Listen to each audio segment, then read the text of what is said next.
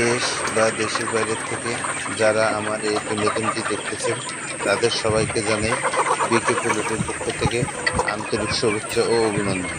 আশা করি খামারি ভাই বোনেরা আপনারা সবাই ভালো আছেন এবং সুস্থ আছেন।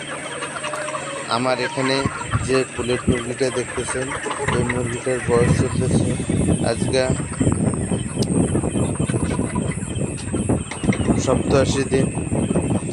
ঠোঁট কাটা হবে, যে কোনো কারণবশত ঠোঁট কাটাটা কয়েকটা দিন বেঁচে গেছে, কারণ হচ্ছে মেশিনটার একটু সমস্যা হচ্ছিল, এই জন্য ঠোঁটটা কাটতে পারিনি।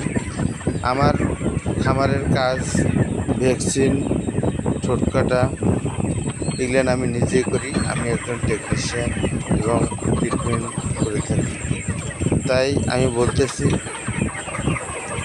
যে ভাই বোনেরা পুলেট সংগ্রহ করে খামার করতে চান, আমার কাছ থেকে পুলেট মুরগি সংগ্রহ করলে আপনারা নিশ্চিত থাকতে পারবেন যে পুলেট নিয়ে আপনারা ঠকবেন না।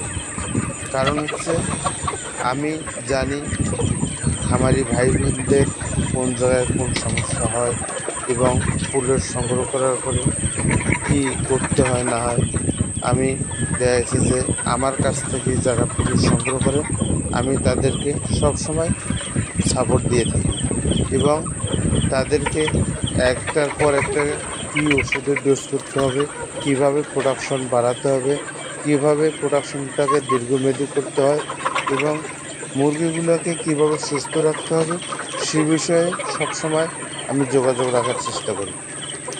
কারণ একজন খামারি সফলতা পেলে সে সফলতা আমার সফলতা। আমার পুলেট নেওয়ার পরে যদি কোনো খামারি ভালোভাবে ডিমের প্রোডাকশন পায়, মুরগি সুস্থ রাখতে পারে, তাহলে এটা আমার গৌরব।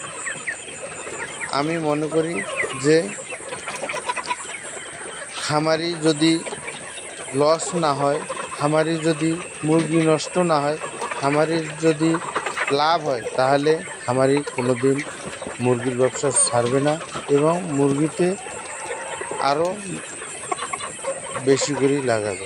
এই জন্য আমি বলতেছি খামারি ভাই বোনদেরকে, বিশেষ করে পুলেট সংগ্রহ করার সময় অবশ্যই আপনারা পুলেট দেখে শুনে এবং ভ্যাকসিন কী করছে না করছে সে বিষয়গুলো জিজ্ঞেস করে এবং পারলে ভ্যাকসিনের চার্ট এবং বাচ্চা আনার পর থেকে ওই খামারে এই মুরগিগুলোকে কীভাবে লালন পালন করছে, কী কী ওষুধের ডোজ করছে, এই সমস্ত বিষয় নিয়ে আপনারা খামারের সাথে কথাবার্তা বলবেন এবং মুরগিগুলো ভালো করে দেখে শুনে নেবেন।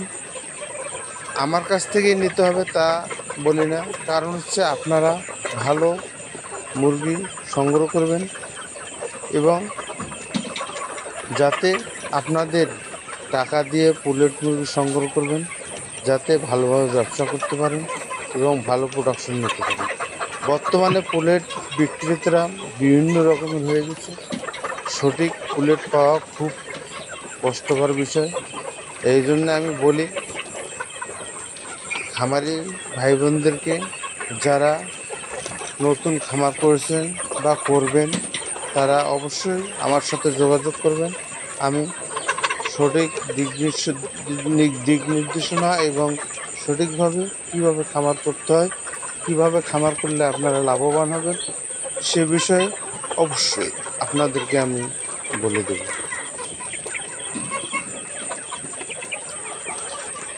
বিশেষ করে